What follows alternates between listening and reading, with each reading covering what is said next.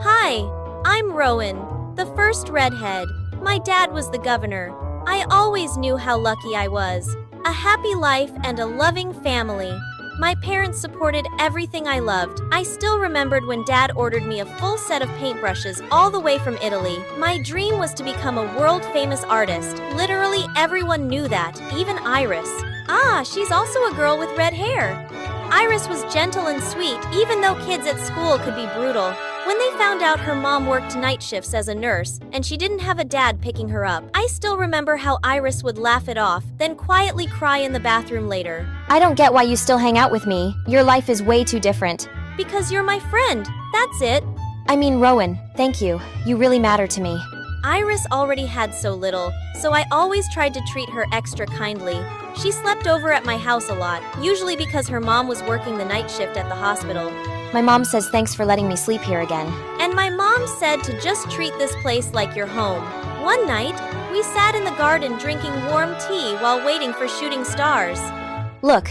Oh, I wish I'd become an actress on real screens. Big ones. And I'll be an artist with paintings. Everyone in the world knows we're gonna make it, right? When we're famous, we won't forget each other. Always. High school started and we grabbed attention on day one. People recognized us. Are you guys the Leap Day twins? The red-haired girls. For weeks, students kept coming up to us just to take photos with us. Iris loved it, the attention, the admiration, all of it. She smiled more and got more confident every day. Me? Whenever I could, I'd slip away to some quiet hallway or hidden corner to get lost in my paintings. That's how I found that garden. It wasn't crowded, but the flowers were beautiful. Every afternoon, I'd take my canvas there and paint whatever my heart wanted. But sometimes I felt it, like someone was watching me around. Then the attention slowly faded. People stopped talking about the redhead duo, and life went back to normal. This sucks. It's like we don't even exist anymore.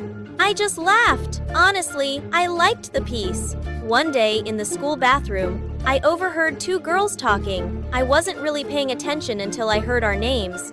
Honestly, Iris is only known because she looks like Rowan. Exactly. Without Rowan, she's nothing. Leap Day twins, please. One's the original, the other's just a copy. I took a breath, stepped out of the stall, and looked straight at them. You don't get to talk about Iris like that. They froze, muttered some awkward apology, and rushed out. Thank goodness Iris didn't hear. My fragile best friend did not deserve that. That afternoon, my art teacher asked me to stay after class. She smiled and slid an envelope toward me.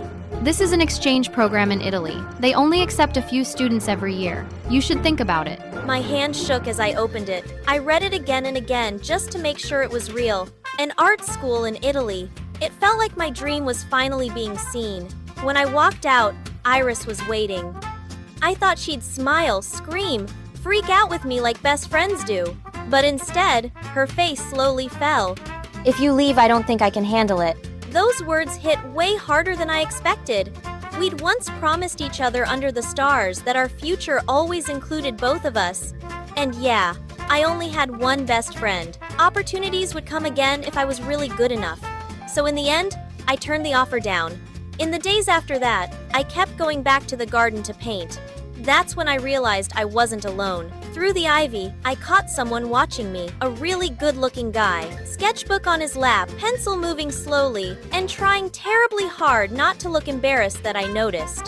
Sorry, I didn't mean to scare you. I come here to draw too. What are you drawing? He hesitated, then turned the sketchbook around.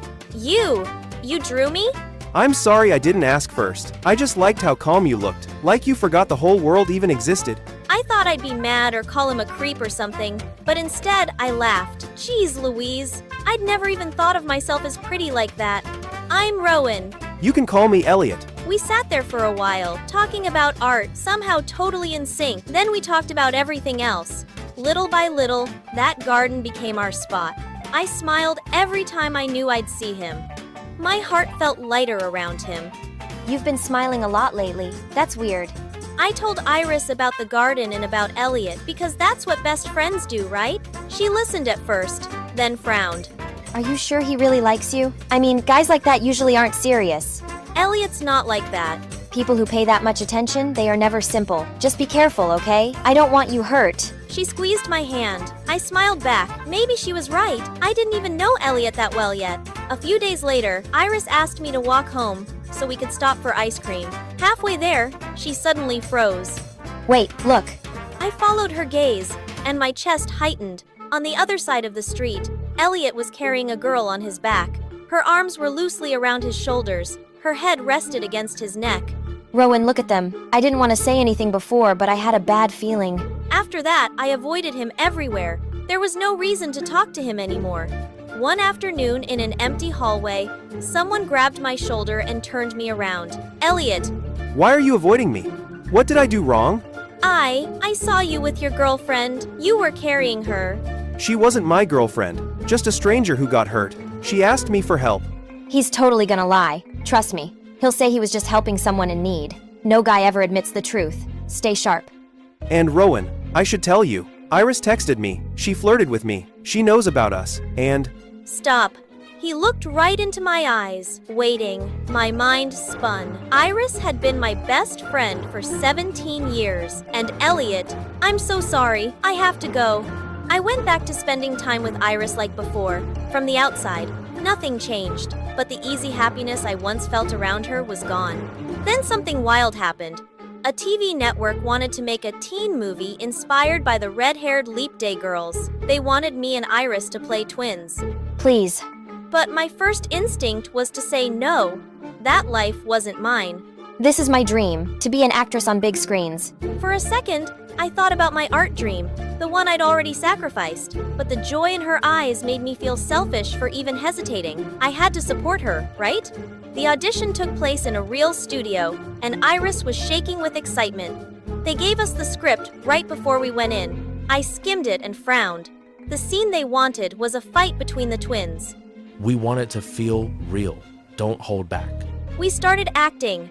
Iris's voice trembled like she was really emotional. Then it happened. She slapped me. It wasn't in the script. The slap was hard. My cheeks burned hot. The whole studio went silent. Amazing. So real. Oh my gosh, I'm sorry. Sorry, Rowan, I didn't mean to hit that hard. I was just acting. Everyone laughed it off. The director looked thrilled. I nodded quietly, but I was the only one who saw her eyes at that moment. Cold, jealous, almost hungry. I couldn't recognize my best friend. The movie went ahead anyway. Months later, it premiered and blew up. Interviews, headlines, red carpets, everything hit at once. Iris was over the moon. She stepped forward a little more, answered first, glowed under the lights like a real star, and I was happy for her. The movie premiere press conference was loud and chaotic, with fans screaming and cameras flashing non-stop. A reporter pushed his mic forward from the crowd. Iris, how do you feel about people saying you're just Rowan's shadow? It was such a rude question. At first, I thought Iris would just ignore it. I guess people don't really know what it feels like. The room went quiet. Only the sound of cameras kept clicking. I grew up. Poor kids at school made fun of me. They said I was just a copy. That must have been really hard for you. Owen's shadow? Yeah, I went through everything alone, and honestly, if I hadn't been strong enough, I don't think I'd even be here today. I looked at Iris and shook my head slightly, silently begging her to stop, just for a second and remember us. Somehow, she erased me and my family from her past. She denied every bit of love we gave her. And just like that, I became the villain in her story. Her tears suddenly made everything crystal clear. Iris had been jealous for a long time. She was craving what I had, wanting me pushed down so she could rise. But I still stayed quiet. I stood up to leave. Then someone grabbed my hand. Elliot again. Iris, I think you're only telling half the truth. His voice was calm and steady, the way someone speaks when they've seen the whole picture. He talked about what really happened. The manipulation, the slow collapse of a friendship that once felt genuine but had been eaten away by jealousy. Liar. She lunged at him, yelling. Her face twisted with anger, and people rushed in to hold her back. Watching her struggle like that, I knew there was nothing left to save. A year later, the red-haired duo had quietly disappeared from the media. Iris moved back in with her mom, returning to the life she'd tried so hard to escape. Her dream didn't end because of poverty. It ended because jealousy had hollowed her out from the inside. The door swung open, and I couldn't help smiling when I saw his face. Rowan, my love, I think it's time you moved somewhere new, just for us. Where? Elliot set 2 envelopes on the table in front of me. Italy,